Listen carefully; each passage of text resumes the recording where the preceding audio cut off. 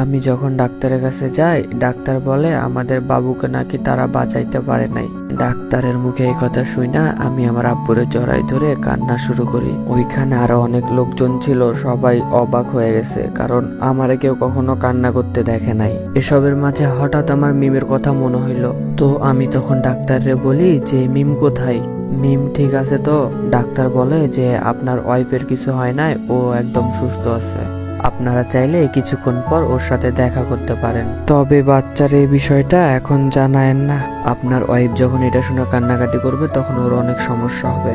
Doctor এইটা বলে চইলা যায়, আর এইদিকে আমার ফ্যামিলি সবাই কান্না করতেছে। কেউ কল্পনাতেও ভাবতে পারে নাই যে এমন কিছু একটা হবে। তারপর আমি আব্বুরে বলি যে আব্বু আমাকে একটু আমার বাবুর কাছে নিয়ে যাবা, ওর মুখটা আমার দেখতে ইচ্ছা করতেছে অনেক। এরপর সবাই মিলে আমার বাবুকে দেখতে যাই। গিয়ে দেখি যে ওরে সুন্দরভাবে বেডে শুয়ায় রাখছে। আমি ওরে দেখা মাত্রই দৌড়ায় আমার কোলে নিয়ে ফেলি, তারপর কপালে একটা চুমু খাই। অনেক সুন্দর একটা বাবু হয়েছিল আমার। ও যে এখন আমাদের মাঝে নাই এটা মনে হইতেছে না। কি সুন্দরভাবে ঘুমায় আছে। তখন আমার অনেক কান্না পাইতেছিল। আমি ওরে আবার রাইখা দিই, দিয়ে ওইখান থেকে চলে আসি আমি। এ সবকিছুর মাঝে বারবার আমার মিমের কথা মনে হইতেছে। ওরে কি জবাব দিব আমি? ওই যখন জানতে চাইবে আমার বাবু কোথায়, তখন আমি কি বলবো ওরে? মাথায় কিছু ঢুকতেছে না, আমার মাথা কাজ করা বন্ধ করে দিছে। কিছুক্ষণ পর আব্বু আইসা আমার পাশে বসে আমাকে বলে যে তুই এখানে থাক, আমি বাড়ি যাইতেছি। ছোট বাচ্চা, দেরি করা যাবে না, তাড়াতাড়ি কবর দিয়ে দিতে হবে। আমি বলি ঠিক আছে যাও, আমি এখানে আছি, কোনো সমস্যা হবে না। তারপর আব্বু চলে গেল বাসায়। আমি শুধু ভাবতেছি যে আল্লাহ, তুমি যখন আমার বাবুটারে পৃথিবীর আলো দেখতে দিবা না, তাহলে তুমি আনলা কেন তারে? আমি মিমরে কেমনে বলবো যে আমাদের বাবু আর বাইচা নাই? আমরা সবাই যে যার মতো করে আছি এখানে। কিছুক্ষণ পর ডাক্তার এসে বলে যে আপনারা চাইলে এখন মিমের সাথে দেখা করতে পারেন, তবে সবাই একসাথে দেখা করতে যায়েন না, একে একে যায়েন। এটা শুই না মিমের মা বলে যে তোমরা সবাই থাকো, আমি দেখা করে আসছি প্রথমে। আমি বলি যে আম্মা আপনি থাকেন, আমি প্রথমে যাইতেছি, তারপর আপনারা আইসেন। এরপর আমি মুখটা ধুইয়া মিমের কেবিনে চলে যাই। আমি যাওয়া মাত্রই মিম আমারে বলে আজম আমার বাবুরে দেখতেছি না কেন, আমার বাবু কোথায়? আমার বাবুরে একটু নিয়ে আয় তো, আমি দেখবো ওরে। আমার বাবুরে কোথায় রাখছে? ডাক্তারে তো কিছুই বলে না, তুই একটু আমার বাবুরে নিয়ে আয় না। আমি বলি যে তুমি এত উত্তেজিত হয়েও না, বাবুর একটু ঠান্ডা লাগছে তো ওই জন্য ডাক্তার নিয়ে গেছে, ট্রিটমেন্ট করতেছে, এখন কিছুক্ষণ পর আমাদের দেয়া যাবে। এইটা শুই না মিম বলে যে ঠান্ডা লাগছে মানে বাবুর কিছু হবে না তো? আমি বলি আরে পাগলি, এসব তো নরমাল, এগুলো তো হয়েই থাকে। তারপর মিম বলে যে আচ্ছা তুই বাবুরে দেখছোস? হ্যাঁ দেখছি তো, অনেক সুন্দর, অনেক কিউট, জানো চোখগুলো একেবারে তোমার মতো হয়েছে। এইটা শুই না মিম বলে যে তুই একটু প্লিজ আমার বাবুরে একবার নিয়ে আয়, আমি একটু দেখে আবার দিয়ে দিব। মিমের এই কথা শুই না আমার বুকটা ফাইটা যাইতেছিল, অনেক কান্না আসতেছিল আমার। আমি নিজেকে তখন সামলাইনি, কারণ মিমরে কিছুতেই বুঝতে দেওয়া যাবে না যে আমাদের বাবু আর এই দুনিয়াতে নাই। এরপর আমি মিমরে বলা শুরু করি যে আরে পাগলি, এখন তো বাবু ট্রিটমেন্ট চলতেছে না, ট্রিটমেন্টটা হয়ে যাক তখন আমি নিয়ে আসা দিব, ঠিক আছে? মিম মন খারাপ কইরা বলে যে আচ্ছা ঠিক আছে। তারপর আমি মিমের কপালে একটা চুমু খায়া বাইরে চলে আসি। আয়সা সবাইরে বলি যে মিম যদি জিজ্ঞাসা করে যে বাচ্চা কোথায় আছে, তখন তোমরা বলবা যে বাবু ঠান্ডা লাগছে আর ডাক্তারের চিকিৎসা করতেছে বাবু। তো একে একে সবাই মিমের সাথে দেখা করে। আমার মাথায় শুধু একটা জিনিসই ঘুরপাক খাচ্ছে যে আমি মিমরে বলবো কেমনে যে আমাদের বাবু আর বাইচা নাই। ওই যখন জানতে পারবে তখন কেমনে সহ্য করবে এটা? তো এইভাবে চলে যায় কয়েক ঘন্টা। এক সময় আব্বু ফোন দিয়া বলে যে আজম, এইখানে দাফনের সবকিছু কমপ্লিট হয়ে গেছে, এখন তুই বাবুকে নিয়ে চলে আয়, আমরা দাফনটা দিয়ে দিই, ছোট বাচ্চা, দেরি করা যাবে না। আচ্ছা তোমরা সবকিছু রেডি রাখো, আমি নিয়ে আসছি বাবুরে। এইটা বইলা ফোনটা কাইটা দিই। আমার মাথায় তখন একটা জিনিস আসে যে মিমরে বাবুর মুখ না দেখায় দাফন কইরা দিব বাবুরে। মিম এত কষ্ট করছে এই বাবুর জন্য, আর ও বাবুর মুখ দেখতে পাইবে না। তারপর আমি ভাবি যে মিমরে সব সত্যি বইলা দিব এখনই। আমি মিমের কেবিনে যাইয়া দেখি ও চোখ বন্ধ করে শুয়ে আছে। তারপর আমি ওর মাথার সাইডে গিয়া বসি, দেখি ও চোখ খুলে আমার দিকে তাকাইলো। আমি ওর হাতটা ধরি আমার দুই হাত দিয়া। আমি বলি মিম তোমার একটা কথা বলতে চাই। ও বলে যে হ্যাঁ বলো না, কি বলবা?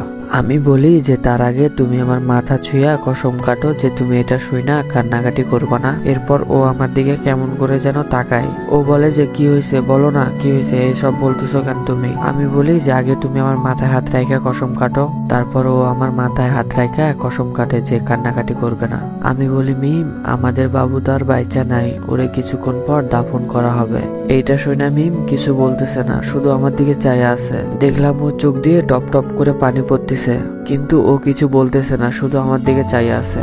এরপর ও বলে যে আজম তুই একটু কষ্ট করে আমার বাবুরে আমার একবার দেখতে দিবি। এরপর আমি বাবুরে নিয়ে আসি ওর কাছে। কেবিনে এখন সবাই আছে। মিম বাবুর দিকে এক নজরে তাকায় আছে, কিন্তু কিছু বলতেছে না। কিছু সময় পর মিম বলে যে আজম এখন নিয়ে যা, ওরে দাফন করাই যা। এরপর আমি বাবুরে নিয়ে চলে আসি কবরস্থানে। দাফনের সব কাজ শেষ করে আবার চলে যাই মিমের কাছে। রাত প্রায় 11টা মতো বাজে। মিম এখনো ঘুমায় নাই, কারোর সাথে কোনো কথাও বলে না, চুপচাপ হয়ে আছে। আমি ওর পাশে গিয়া বসে বলি যে তুমি এখনো ঘুমাও নাই কেন? মিম বলে যে আমার ঘুম আসতেছে না। আমি বলি যে আচ্ছা ঠিক আছে, আমি তোমার মাথায় হাত বুলাই দিচ্ছি, তুমি ঘুমাও। তারপর আমি মিমের মাথায় হাত বুলাইতে থাকি। এরপর মিম বলে যে আজম তুই কি একটা জিনিস খেয়াল করে দেখেছিস? আমি বলি কি? মিম বলে যে আমাদের বাবুটা একেবারে কিন্তু তোর মতো হয়েছিল। আমি বলি যে আচ্ছা এগুলো এখন বাদ দাও, আল্লাহ যা করে ভালোর জন্যই তো করে না।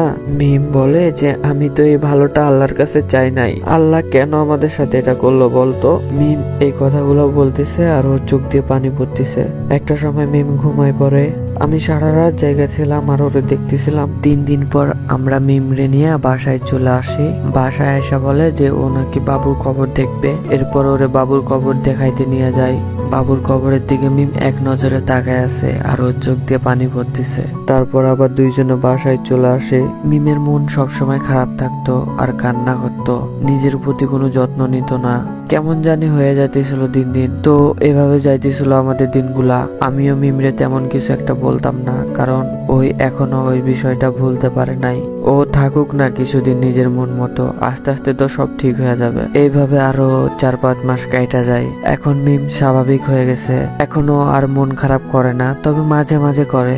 আজ আমাদের বিয়ের 8 বছর হয়ে গেছে। মিম আর আমি একে অপরকে এখন অনেক বেশি ভালোবাসি। এই 8 বছরে আমাদের মাঝে অনেক কিছু হয়েছে, রাগ, অভিমান, ঝগড়া। ও রাগ করে বাপের বাড়ি চলে যেত, আমি আবার আনতে যাইতাম, ওরে অনেক বুঝাই শুনাই নিয়ে আসতাম। এখন আমাদের একটা বাবু আছে 2 বছর বয়স। সব মিলায় অনেক ভালো আছি আমরা। আর হ্যাঁ, মিম কিন্তু এখনো আমার তুই তুই করে কথা বলে। আর আমাদের যখন ঝগড়া লাগে তখন আমি ওরে তুই করে কথা বলি, তখন ওই আমারে বলে যে বিয়াদব ছেলে, বড় আপুরে কেউ তুই করে কথা বলে। আমি তখন বলি যে তুই আমার আপু। ওই বলে আমি তোর আপু না, আমি তো তোর আপুই ছিলাম, কেমনে যে তুই পটাই নিলি আমারে।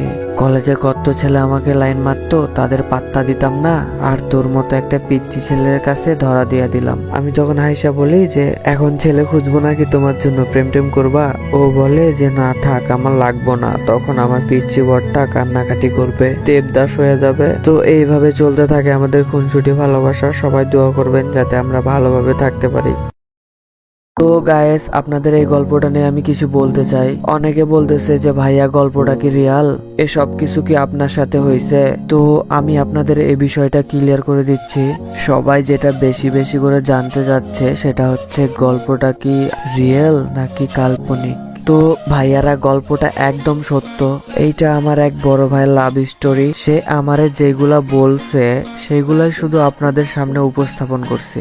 আশা করি আপনাদের মনে যত দ্বিধা দ্বন্দ্ব ছিল সবকিছু দূর হয়ে গেছে। তো আমার সব ভালোবাসার ভাইয়ারা, যারা যারা এই গল্পটা পুরাটাই শুনেছেন, আপনাদের মন থেকে অনেক অনেক অনেক ভালোবাসা ভাইয়া। আপনারা যে আমাকে এত সাপোর্ট করবেন আমি ভাবতে পারি নাই। এত কম সময়ে এত সাপোর্ট পাওয়া চারটিখানি কথা না। আপনাদের ভালোবাসা ছাড়া সব কিছু সম্ভব হতো না। আপনাদের কাছে আমার কিছু জানার আছে, মানে আমি নেক্সট কোন টপিক নিয়ে ভিডিও বানাবো এটা যদি আপনারা বইলা দিতেন তাহলে আমার অনেক ভালো হতো। আমি কি আবারও কোনো লাভ স্টোরি নিয়ে ভিডিও বানাবো, নাকি ফ্রি ফায়ারের রোস্ট ভিডিও বানাবো, না ফ্রি ফায়ারে ফানি ভিডিও আনবো? এক কথায় আমি জানতে চাইতেছি যে আপনাদের সামনে আমি কোন ধরনের কন্টেন্ট নিয়ে আসবো। এইটা যদি আপনারা সবাই কমেন্ট করে বলেন তাহলে আমার অনেক উপকার হয়। আপনারা যদি বলেন যে ভাইয়া আরো একটা লাভ স্টোরি চাই, তাহলে আমি অন্য কোনো একটা লাভ স্টোরি নিয়ে আপনাদের সামনে হাজির হব। আর আপনাদের আরেকটা জিনিস আমি জানাই রাখি যে আমি 2016-17 সালের দিকে ফেসবুকে লাভ স্টোরি লিখতাম। আমার লেখা গল্প কিন্তু অনেক ভালো ভালো পেজে আছে, অনেক বড় পেজে আছে, অনেক গ্রুপে আছে। আপনারা যদি বলেন যে লাভ স্টোরি চাই, তাহলে আমার লেখা অনেক লাভ স্টোরি আছে, আমি সেগুলো নিয়ে আপনাদের সামনে হাজির হব। আর যদি বলেন না ভাইয়া ফানি কন্টেন্ট আনেন, তাহলে আমি ফানি কন্টেন্ট আনবো আপনাদের সামনে। তো ভাইয়ারা সবাই কিন্তু কমেন্ট করে জানাবেন আমি কোন ধরনের কন্টেন্ট আনবো। আর হ্যাঁ, এই গল্পটা কে কে পুরোটাই শুনেছেন কমেন্ট করে কিন্তু জানাতে ভুলবেন না, ঠিক আছে? তো সবাই ভালো থাকবেন আর অন্যকে ভালো রাখার চেষ্টা করবেন। সবাই কিন্তু বেশি বেশি করে কমেন্ট করবেন, কারণ আমি অসুস্থ থাকার পরেও আমি আপনাদের জন্য ভিডিও বানাইছি।